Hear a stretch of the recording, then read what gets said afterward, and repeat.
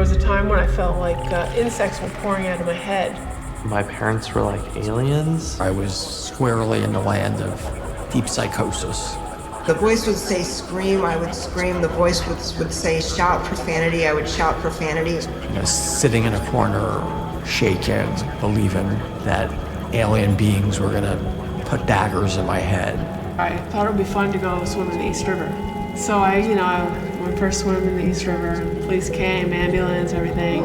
I could feel the presence of like wild dogs like nipping at me and like barking at me.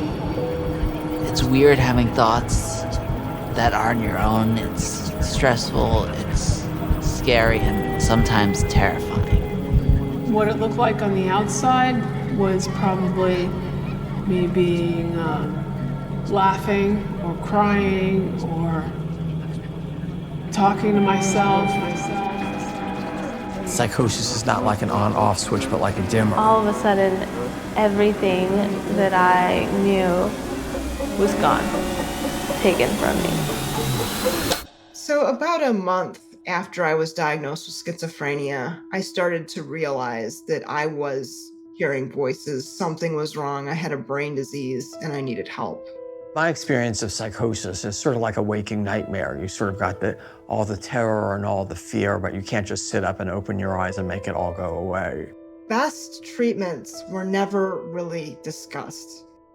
After 36 to 48 hours in that psychiatric ward, the doctor determined that I was permanently and totally disabled and that this was functionally the end of my life. First 2 days I was hospitalized, I was restrained 20 hours a day. The next 3 weeks, 5 to 15 hours a day. I mean, for years I had nightmares about being restrained. So how was I going to survive? I couldn't talk to people because I was too scared to talk to people. I wouldn't have survived.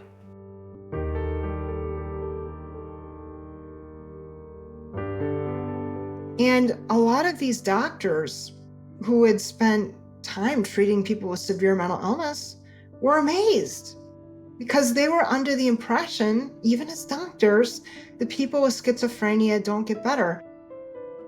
I say this to families all the time, you have reason to have hope. We have tools, we have treatments, we have community resources. Reason to have hope. That's a conviction shared by a growing number of medical experts in addressing patients and family members struggling with the horror of psychotic disorders and serious mental illness, or SMI. But today, more patients and families are finding a path to life-saving, meaningful recovery from these frightful and still stigmatizing neurological diseases. Hi, I'm Brooke Adams. And I'm Tony Shalhoub. My wife, Brooke, and I have personally witnessed just how devastating serious mental illness can be for families and their loved ones. What you just heard were the voices of real people expressing what a psychotic experience felt like to them. Most are patients of doctors Robert Laitman and Ann Mandel Laitman. We will be hearing from them and their families how meaningful recovery from SMI can be and is a reality. They have been empowered by a protocol of the effective administration of clozapine, family support, wraparound community care, and exercise. And authorities like Drs. Javier Amador, Ken Duckworth, Jeffrey Lieberman, Jonathan Meyer, E. Fuller Torrey, and Ellen Sachs will also help to address the barriers and solutions for finding effective care for some 14 million Americans still suffering from SMI. Brooke and I are now pleased to present Into the Light, Meaningful Recovery from Psychosis.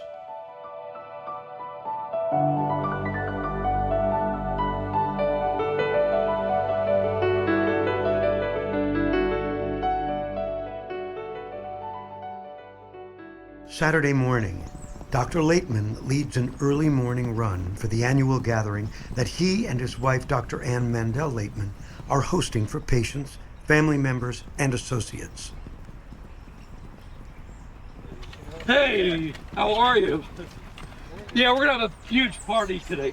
The families gather here share experiences and personal stories of how they and their loved ones are faring in their quest for a meaningful recovery from schizophrenia and major psychotic disorders.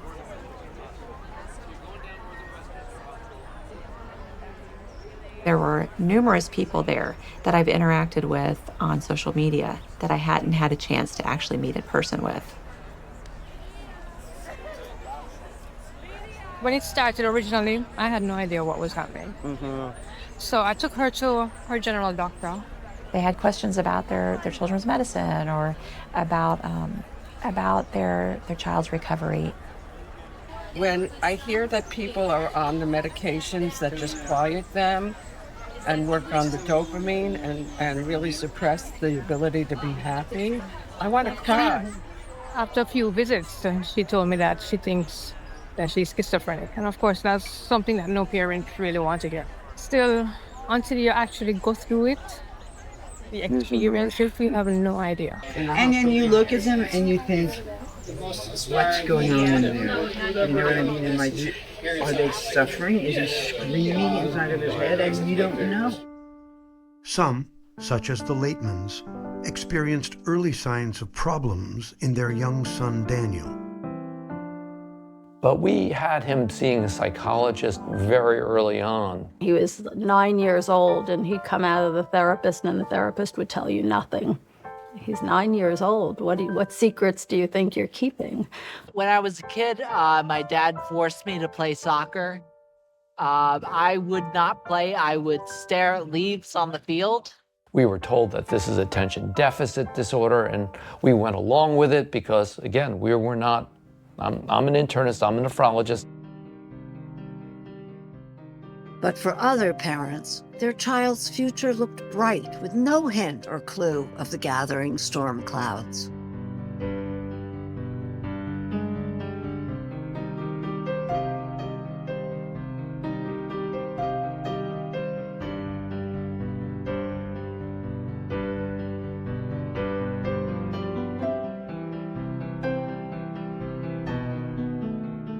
Well, you know, everybody always talks about the signs and the indicators of something going wrong. Nick really wasn't like that. He was kind of the golden child. He got good grades, he had lots of friends, he was very talented in art. It all kind of hit suddenly when he reached his teens. I grew up in Manhattan. I went to elementary school and junior high school there. I had friends. My childhood was good. I lived in the country. He was always a very gifted student. He was a great kid at an early age, very athletic. He was very, very talented. Smart boy, very smart kid. He was athletic, he was very charming, he was popular with the girls, he was just the apple of everyone's eye. I was going to school full time. She was doing well, always involved in everything. As soon as she graduated from high school, she went to San Jose State University. I got to travel all over the place, and all over Belgium, Italy, England, Amsterdam, all over Europe. So I had a really great high school years. And my dream was, for a long time, was to become a professional violinist. When I was 13 years old, I started practicing the violin for 4 hours a day. And that same year, I was accepted as a student of a music conservatory professor at the Cleveland Institute of Music. But when does the normal go into the abnormal in a young woman like Bethany, who is so driven and accomplishing so much? Typically, children exhibit disturbing symptoms that are precursors of oncoming psychosis, called the prodrome. These symptoms can last for a few weeks or up to several years. I was really in denial. First signs that we saw looking back were an abrupt change in his grades. So he was in National Junior Honor Society and middle school, and at the end of 7th grade leading up to 8th grade, there was a huge drop in his grades and his motivation. He became defiant. He started sneaking out of the house at night, but he wasn't meeting with people or going to parties. He was walking around in sometimes scary neighborhoods, and we didn't quite understand what was going on. We were asking him how he felt, and he just kept saying how stressed he was, and the anxiety just kept building and building and building. In the early stages, I had trouble with my cognition. I started having trouble with the relationships that I was in, friendships. I started isolating. And my parents knew something was wrong, but we didn't know what it was. And she says, "Can't you see my thoughts leaving me? And they're going away." I was distraught, grieving the loss of my daughter. It was January. It was frigid. And he's in shorts and a t-shirt, no shoes, and just cleaning up twigs. So he was drinking himself into oblivion. He was slicing his arms. He was burning himself. And he was coming back 2 or 3 o'clock in the morning. We had no idea what did we do? He's going to kill himself. Well, there was a suicide attempt. And when that happened, we realized we had to take it seriously. This wasn't just an ornery teenager. This was somebody in trouble.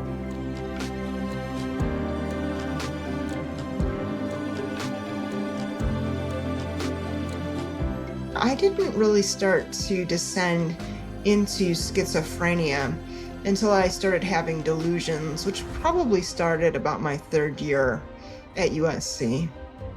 So I experience a condition where I feel like everyone can hear my thoughts. It's a real condition. Lots of people experience it. He was starting to display paranoid thinking. He was having delusions. And that is when I realized that he probably had schizophrenia like my father did. We didn't even know he was psychotic the second time he wound up in the hospital because I didn't really even know what to look for.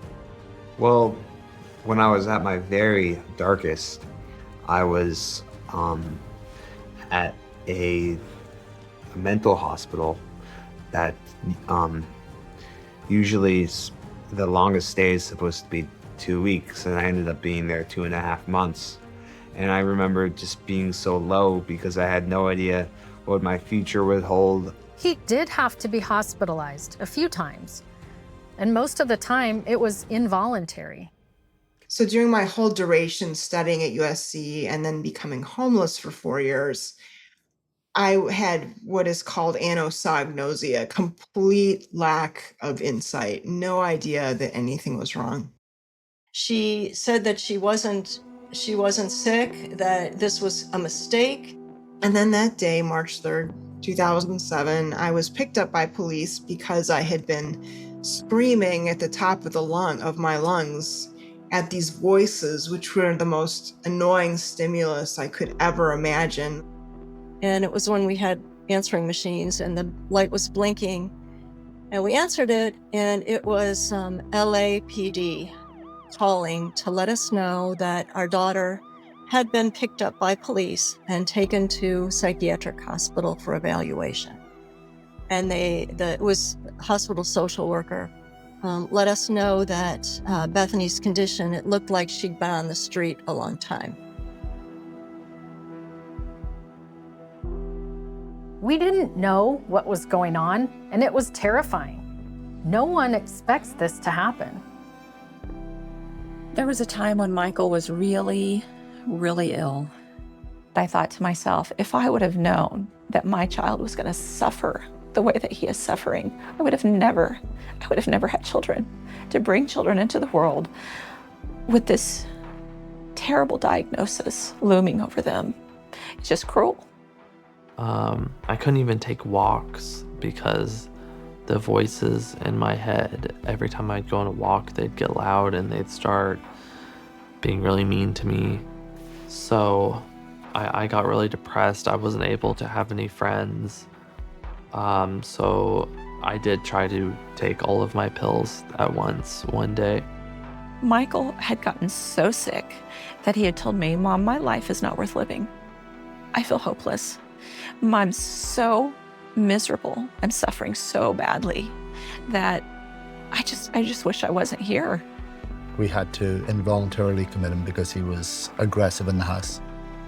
He was throwing phones and he was kicking holes in doors and punching the walls and stuff. You know, it's like once you have the helicopters above your house and the lights everywhere and the police are leading your son out in handcuffs, it's a little hard to pretend. And at that point, stigma really doesn't matter anymore. Eventually, the shit just hit the fan, and it must have been horrifying for my family to just see me enter that period of darkness and to have me there, but just out of reach. We would never let him out of our sights. We hid the knives. He was actively suicidal. Our child is not going to be a homeless person on the street. That's not going to happen. And that's really where we started this journey. The Laitmans would ensure that their son would not be homeless, but for too many hospitalized for psychotic breakdowns, the prognosis was disarmingly grim. After 36 to 48 hours in that psychiatric ward, the doctor determined that I was permanently and totally disabled and that this was functionally the end of my life, that I might live in halfway houses and group homes or perhaps never live apart from family, that I would not work, that I would never go back to school. At first it was really hard to accept a diagnosis of schizophrenia. The doctors told me, you have schizophrenia. You're not going to be able to live, by yourself. You might be able to have a little job. You'll always need to be in treatment. So I was told that I had a serious psychotic illness and that it would be with me all my life and I should lower my expectations, not plan to go back to school, maybe work for a while as a cashier to get my occupational feet wet. The doctors told us to grieve the loss, to lower our expectations, and that this wasn't the person we thought we had. And that's pretty difficult to hear. Do you realize that the stress that you've gone through is so severe that it would be classed like being in a prison camp that actually shrinks brain tissue? Was it that bad? As parents, you push it aside. And if the prognosis wasn't bad enough, the prescribed meds would make a patient not only not feel better, but too often worse. They tried Thorazine, they tried Stelazine, they gave me Mellaril, and to be quite honest, the medication's side effects were worse than the symptoms of the illness. They made me feel like a zombie. I lacked motivation to do anything. They just totally deadened everything. So he went through a lot of medications and finally settled on lithium and Zyprexa. And this was considered a success because it went away, but he was a zombie.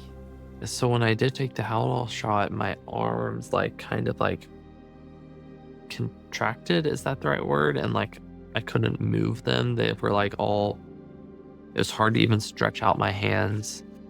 He went through 13 different antipsychotics, numerous mood stabilizers, antidepressants. Nothing seemed to help.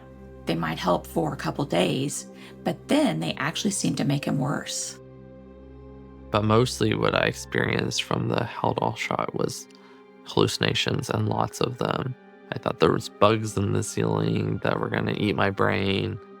So yes, he would be laying there looking like he was sleeping or trying to rest. His eyes would just be open. So, he just wasn't really able to function at all on it. But it wasn't a problem. He wasn't out bothering people. And so they thought, that's good enough. I think a lot of psychiatrists have expectations that in my mind are way too low. That if you're treating somebody and they're not being disruptive or wandering out into the street and being homeless and they're staying out of the hospital, that's good enough. I call it good enough treatment. Well, good enough treatment isn't good enough for me. This doctor said if she doesn't take her meds, you better grieve her because she's dead. And it was her birthday when he said that. It's basically a death sentence, you know, that there would be no hope. I think a while ago it was considered a death sentence. But now I don't think so. I think everybody can live a life.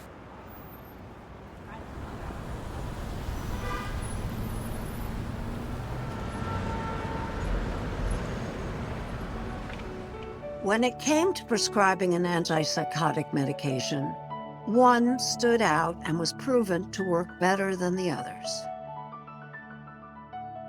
Deborah Levy, of all the clinical psychologists, psychiatrists, she was the most important person.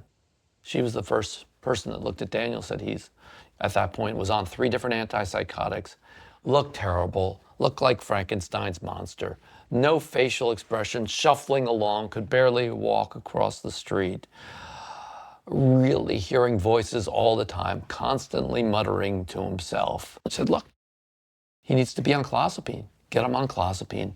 Dr. Nasrallah encouraged me to start a rarely used medication, which I'd never even heard of, called clozapine. And finally, after 13 failed antipsychotics, I had found some recovery stories online, and they all shared a common theme. All of the patients took clozapine. So I'd asked his doctors if they would prescribe clozapine, and they all said no. Some people with schizophrenia have to have an advocate for them because they are not able to articulate or even know how to help themselves. And they would ask Michael, do you want to take this? Do you want to take clozapine? Do you think your medications are working? Well, his cognitive function was so poor that it was like asking a 2 or 3-year-old what they wanted to do. He had no idea what was even going on. He was so lost in his delusion. They said that they were going to take me to court if I didn't take the medication. So my parents did a lot of research on what the best treatments for schizophrenia were, and they found out about clozapine. Nothing really helped until the clozapine.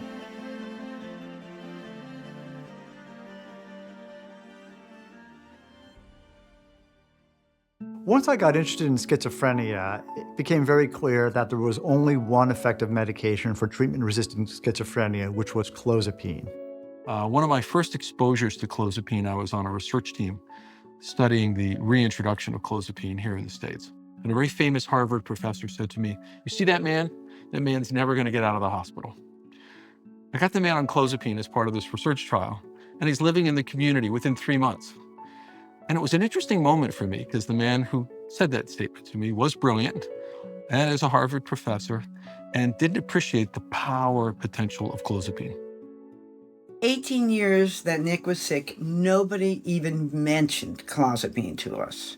It wasn't until I met Ellen Sachs, who is a law professor at USC and has schizophrenia herself, that I learned about clozapine.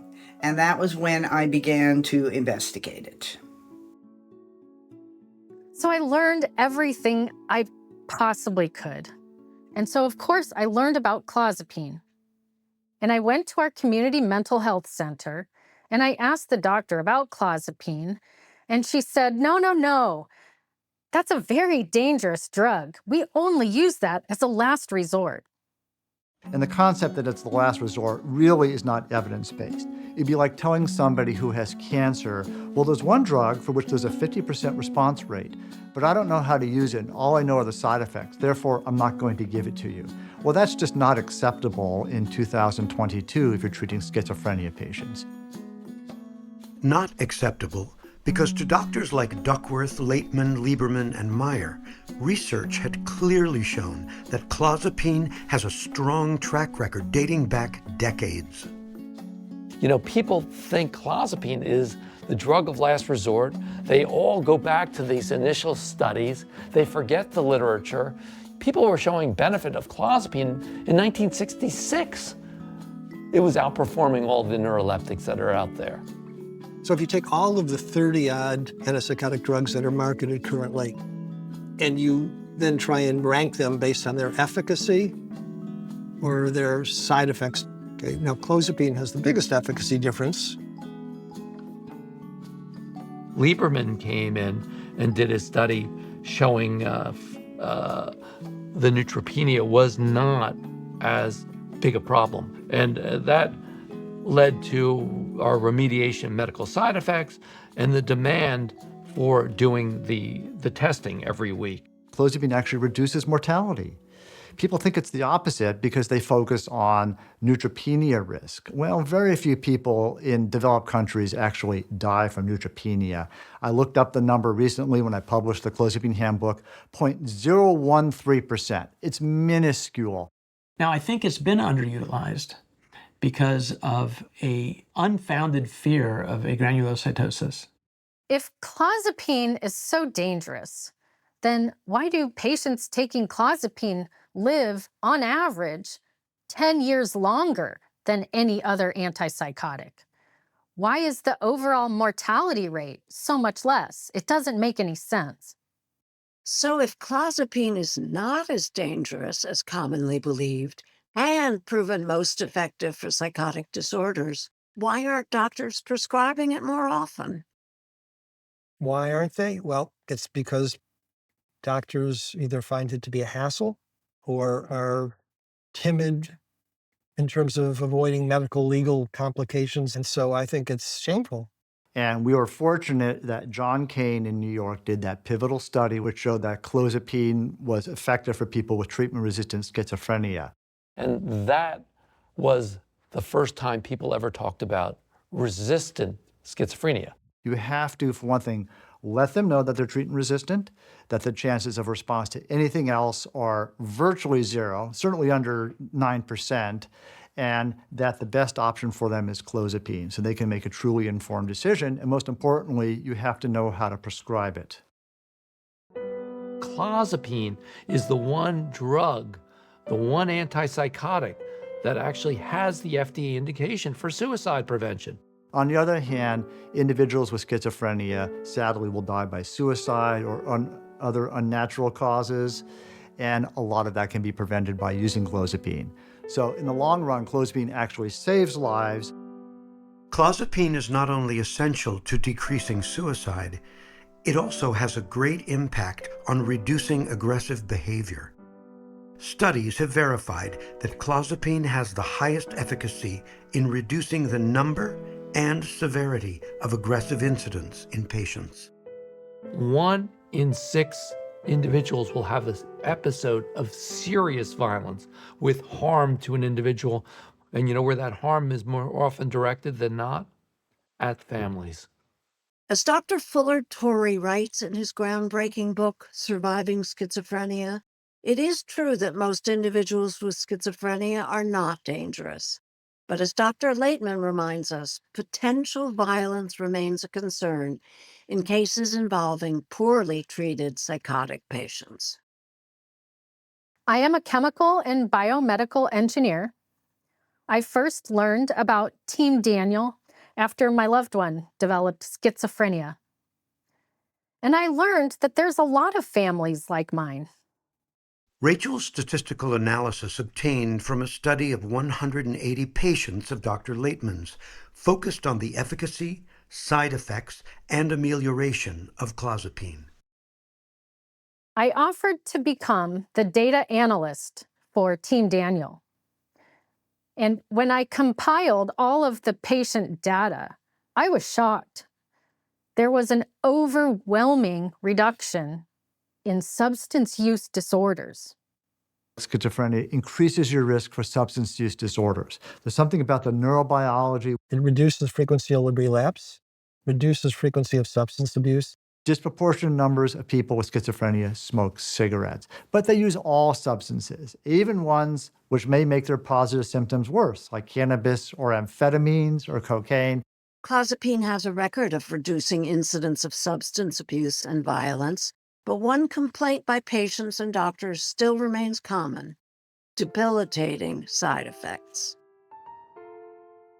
Well, a lot of what we do is addressing side effects of clozapine. So nobody was using this medicine correctly. They were letting kids gain weight and have gastrointestinal reflux, heartburn, and all the saliva at night. You would hear Daniel choking at night and coughing, and nobody had any idea what to do with it.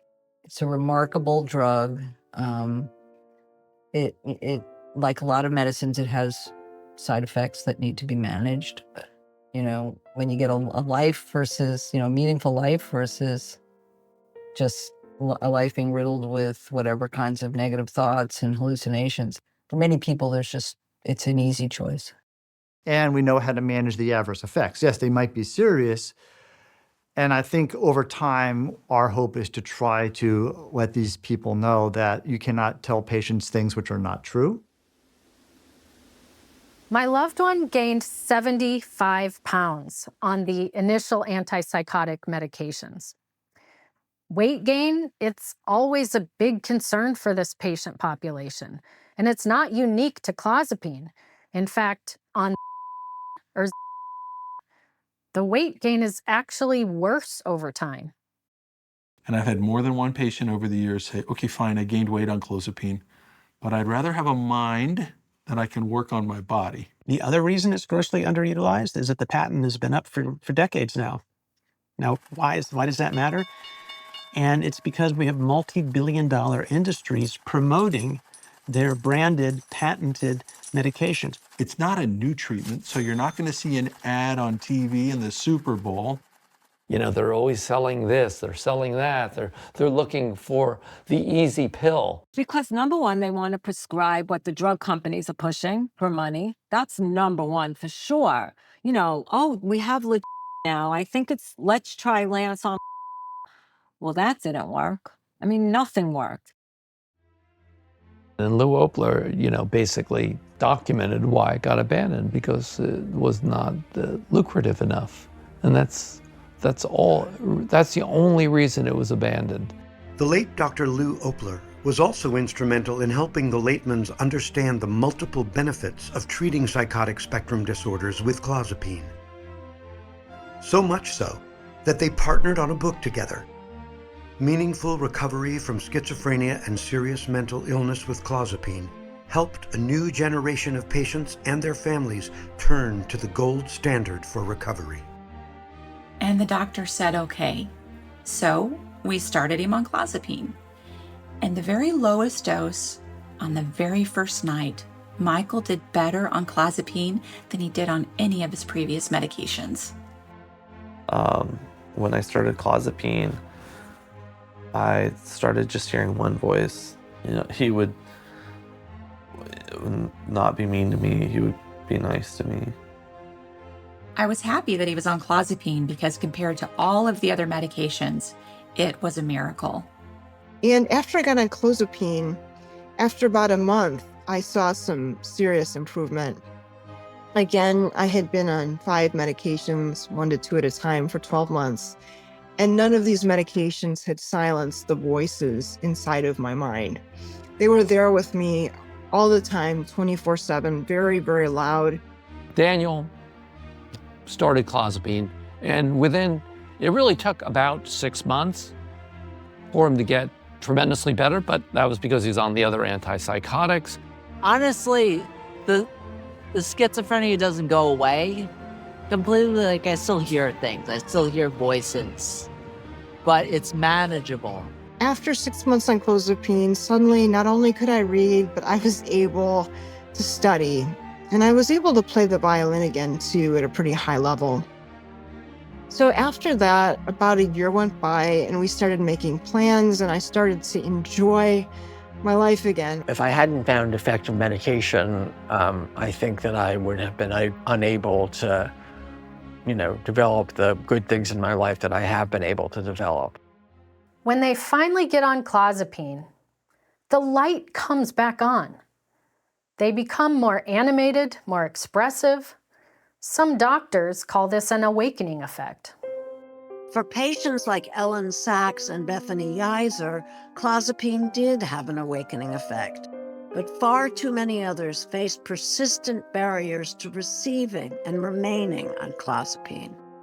And as I had read, and I'd seen these kids get better with clozapine, and Daniel get better with clozapine, and then, better and better, we started to reach out. So I started to reach out to NAMI, and I started to go to the conventions. NAMI needed to form as a support, advocacy, and education organization. It's critical to the development of NAMI. And at the same time, I met DJ Jaffe, and DJ introduced me to E. Fuller Torrey. Probably the person that's had the greatest impact on for the good is Fuller Torrey. So Fuller Torrey started out as a researcher. He also had a family member with schizophrenia. He realized what a horrible situation there was in terms of people with schizophrenia finding care. One of Fuller Torrey's many contributions, establishing the Treatment Advocacy Center. Treatment Advocacy Center is to advocate anything that's going to improve the treatment for people with serious mental illnesses, whether it's better use of clozapine or whether it's laws or whatever it is, getting people out of jail who shouldn't be in jail. All of these are covered by the Treatment Advocacy Center. Because that's the other big barrier is, one, right, you protect the patient's rights, but two, the hiding behind HIPAA. Oh, HIPAA is terrible. Yes. HIPAA's just been a terrible problem. Day one. People with Alzheimer's, Parkinson's, all the neurological disorders have the right to be sick. And schizophrenia and bipolar are really neurological illnesses, and they have the right to treatment. I find it to be very difficult because I completely get the requirement that an individual, in some sense, in our society in particular, has the right to control their medical information. He's not suicidal, he's not homicidal, he's psychotic, but he has the right to be psychotic. But I don't agree with that. Unfortunately, we've seen the consequences when information is not appropriately shared that really impacts life and death in some of these situations. I remember a couple of instances in which HIPAA was a real barrier. A man refused all treatment, very psychotic. He refused to sign a release allowing us to talk with his mother. His mother knew he was there. He got discharged and within weeks stabbed her to death. I think it's overused as a concept to not share information. If a person gives permission to share information, that is considered an ongoing permission. So I think a lot of people don't know that. And you can always give information to a care provider. The laws need to change. The culture needs to change. But we all have to do something. It is critical to address and change laws related to HIPAA. Overcoming many barriers to effective treatment is also crucial to receiving beneficial care. Several government programs and organizations are integral to helping families find and fight for meaningful reforms.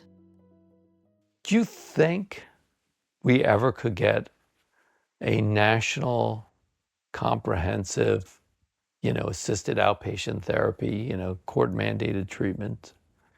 Do you think it's doable? At the national level, I think it's unlikely, partly because of the states' rights issue. AOT is assisted outpatient treatment, and it is mandated outpatient treatment, usually through court orders. AOT came about under Pendra's law. We see it as a tool to help people who are struggling with serious mental health issues, who are placing themselves or others at risk. It's especially designed for patients who have a long history of not believing that they're sick, thus not cooperating with treatment. We also know that from the time a person experiences their first mental health symptom, there's an 11-year span till they actually get help and treatment. And when you think about it, if you have a broken leg or other health issue, we typically don't wait 10, 11 years. But with mental health, for some reason, which we can talk more about, stigma and access to services becomes an issue. While efforts continue to change laws and policies that are barriers to finding meaningful recovery, greater support for community services is also vital, such as assertive community treatment, or ACT.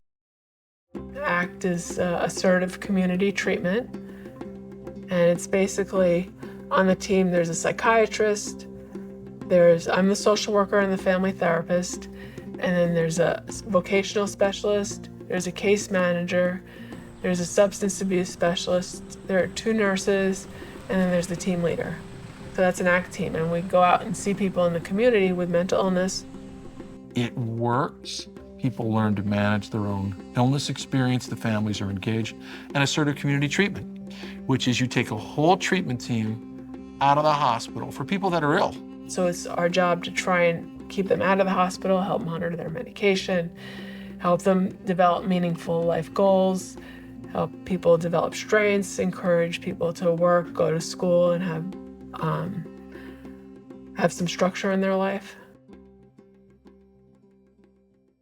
You know, people with schizophrenia and related disorders are among the loneliest people I've ever met, especially if they have anosognosia, because everyone's telling them they've got a problem and they're certain they don't.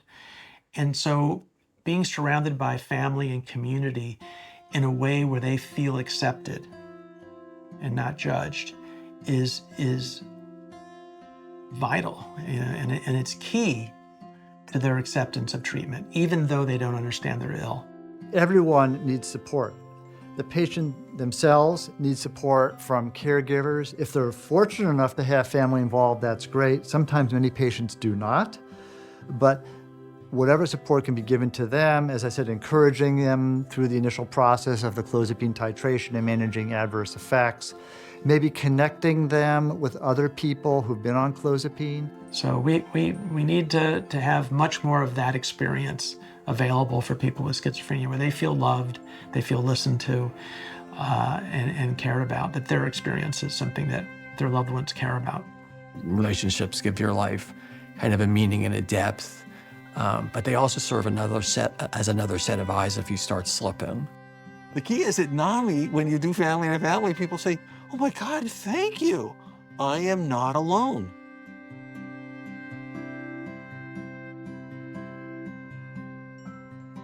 I've made a few friends through Dr. Laitman, some really close friends, and spending time with them and talking with them really helps me when I'm at a low point.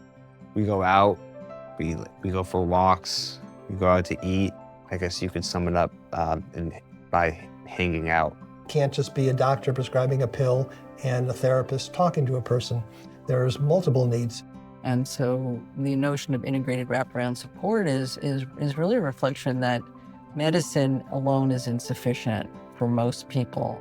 You may need some type of cognitive remediation.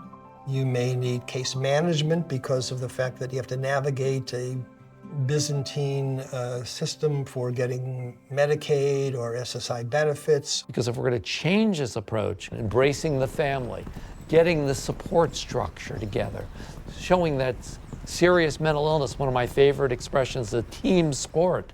You need the support, you need the engagement. And there's Bill Rogers, whom I had met on the starting line at Disney, because Bill looked at my shirt, and because I had my Team Daniels shirt, running for recovery from mental illness. He goes, what's this all about? And so we started the chat, and he says, my grandmother had schizophrenia. But, you know, we got to know each other over the years. And so Bill Rogers became one of our spokesmen. It's kind of hidden. The issue of mental illness hasn't been dealt with really too well. No. And we're starting, I think, as a country to take a look at how we can do better. How can we move to a society where it's prevention is everything? Exercising, it really is a missing component. You know, it's the magic bullet. I always tell people, I say, clozapine's great. It allows you to get better, but then you got to do the work. And part of the work is being physically active. Exercise makes me feel really good. Not only does it keep me on track as far as health-wise, I know running If I'm stressed or feel anxiety or I'm tired, if I go for a 45-minute run or a spin class, I'll feel so much better. You need the exercise, you need the diet, you need the normalizing. These people have been isolated and by themselves. It's one of the most beautiful feelings that I've ever experienced, because even when like I'm at a really rough time, going through a tough time, and I do not want to run, once I begin and get a couple miles in, my mind just feels so much more fresh, and I feel like I'm ready to take on more challenges.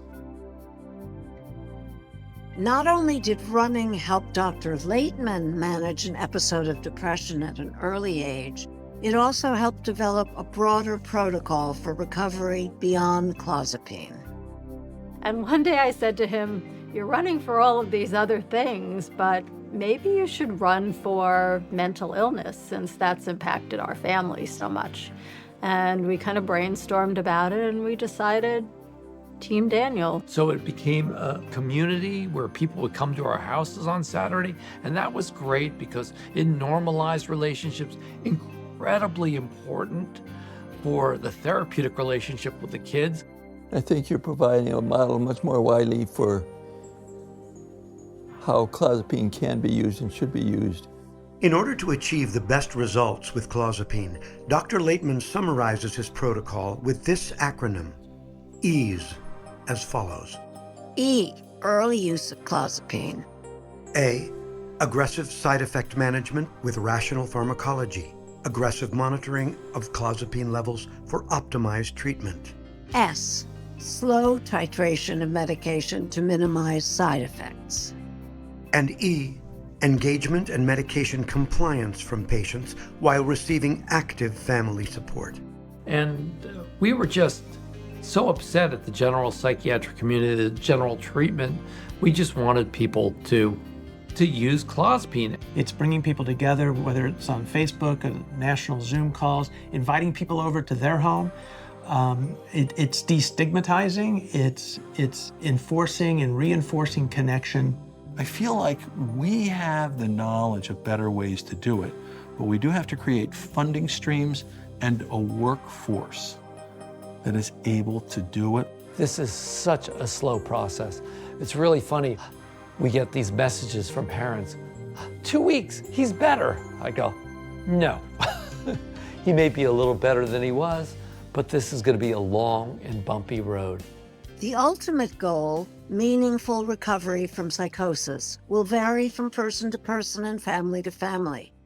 But it's a goal that needs to be shared by the entire medical psychiatric community. I'm grateful for where he is today, but it's not anything you expect. When we were going to the psych ward and being buzzed in through the double doors, like as if we were criminals, our friends were going to their kids' law school graduation, or they were going to the maternity ward to see their grandchildren. And, it's very hard, it's very worrisome, but he's warm and he's loving. Since he's gotten on clozapine, he's finding himself again. He's painting again. It doesn't look like the paintings he did before he had schizophrenia, but he is painting, and that's really something big. I feel like we have our son back, and my children have their brother back. He's able to go on family vacations, play games with the family, even work part-time. It's as if a light has just come on in his eyes. It has been nothing short of a true awakening. My definition of a meaningful recovery is that the person is engaged in activity that matters to them, that they're involved in meaningful activity as they define it, and that they're functioning in basic ways, right? They're not getting caught up in the criminal justice system. They're not homeless. They have a roof over their head. They have food. We're seeing in Matt a return to a more normal social behavior. He's reaching out to friends again. Yeah. He's making new friends. Dr. Laitman was what helped me turn the corner, but really it was everything. After working with them and getting on the medication regimen I'm on now, that's saved my life, really. I love it, especially because of the fact I have Yona Schimmel's Knishes right over there. So when I worked at New York Comedy Club 4th Street, I would just like go over there, grab a Knish, grab a coffee. I'm living the life. For some parents, the goal is to restore their child's capacity to experience family relationships in a healthy way. For others, it has allowed the realization of achievements most doctors and families never really thought possible. And I was given a full scholarship to Dominican College, where I finished my bachelor's, and then I went to Columbia for my master's in social work. I have a few ideas, but my first step after community college is to transfer to a 4-year SUNY university. Erica is now more outgoing. She visits with friends. She's holding a job, volunteers twice a week in a church. I can definitely say she's living a meaningful life. It's just this beautiful, vibrant scene, and everybody's sort of like chasing a dream, and it's very cool. So the components that have helped me in my journey to recovery, I would say a support group for sure, the right medicine. My biggest advocate is my mom. He's going to have a meaningful life. His focus has changed. It used to be engineering and computers, but now it's social work because he's found his niche. This is his path in life, and it's to help people. I have friends, I see friends. I'm getting my driver's license, so I'm going to have that freedom back. I'm going to school, I'm in college. I'm studying to be a social worker. I have a job, I work in a library on campus. So things are really great. After I graduated from Columbia, I worked for Pathways to Housing, which is a program for homeless people with mental illness to have their own apartment. And, basically the philosophy was, how do you cure homelessness? You give them a home, you give them a place to live. I may not have told people about my experiences or shared, the mental diagnosis that I've had, but I definitely brought with me the ability to understand what people go through. Clozapine and family support not only enable Bethany Yeiser to earn an undergraduate degree, but also to publish a book and help create Cures, a growing national organization that is helping others realize their meaningful recovery through clozapine and community support systems. So I wanted to prove that people do recover from schizophrenia and thrive and move on with their lives. So I started featuring stories of people I found. These are remarkable people. We have nurses, accountants, engineers, social workers, librarians. Like, emotional growth does not come easy to me.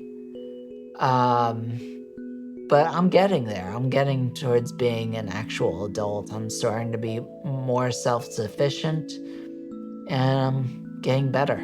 It was a big step, but now it's like, oh, cool, I'm living on my own. I have a career, and life is good. Everyone put your hands together, make some noise for the OG, Daniel Laitman, making his way to the stage.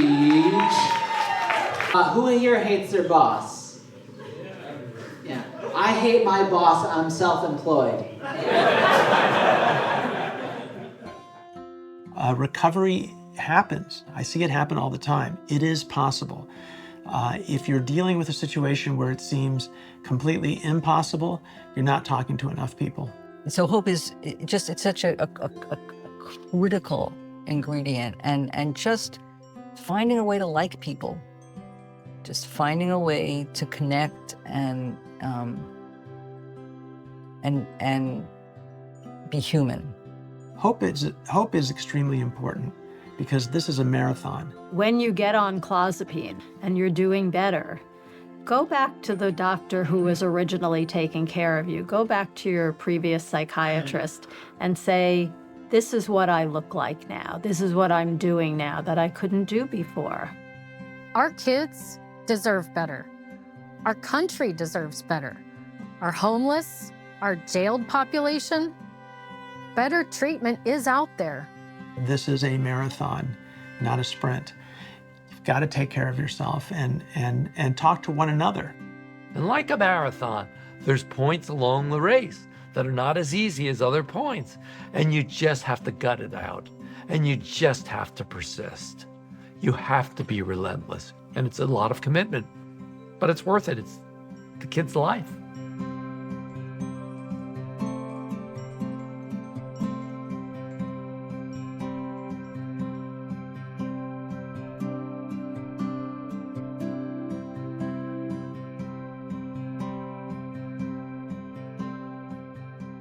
Worth it because it's a kid's life. A life severely impacted by the burden of serious mental illness, which in turn impacts their family as well as the community. In other words, you, me, all of us, really. We hope this film shines a ray of light into a better understanding of SMI. Next time you see or hear about someone behaving in a manner you might think strange, perhaps discomforting, try for a moment to think about what they might be going through. They deserve support. Their families deserve support. They deserve the full effort of the medical community to engage their loved ones in the best treatment possible. As we've learned, confidence and kindness can restore lives. Our society needs to have more empathy and really should demand that appropriate resources are invested. The lack of adequate treatment is not only a national crisis, it is a national disgrace. We can and must do so much better. All we need is the will. I'm Tony Shalhoub. I'm Brooke Adams. We thank you for watching Into the Light, Meaningful Recovery from Psychosis.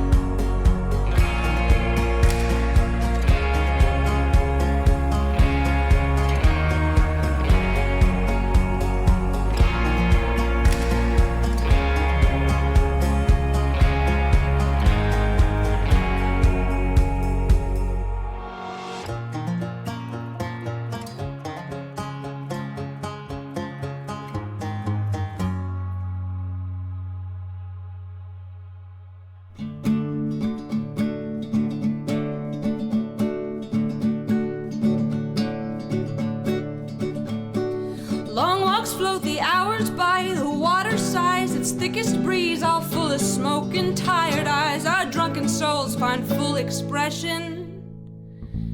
Dawns that break with cups of tea and writing.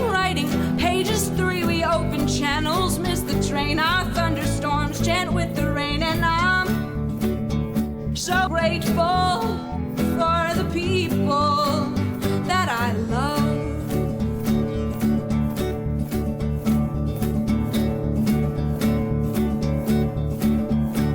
Floating tubes of bubble soap, I'm falling fast, you throw the rope. Lines around darkness like a gallows, we wait dream like in the shallows. Can you fix my broken mind? Can you find what I can't find? Warmth like magma through the cracks of shivering spines and smiling eyes. And I'm so grateful for the people that I love. And I've seen that my heart, it waits for no one but you. My fathoms deep, my hands in my sunset.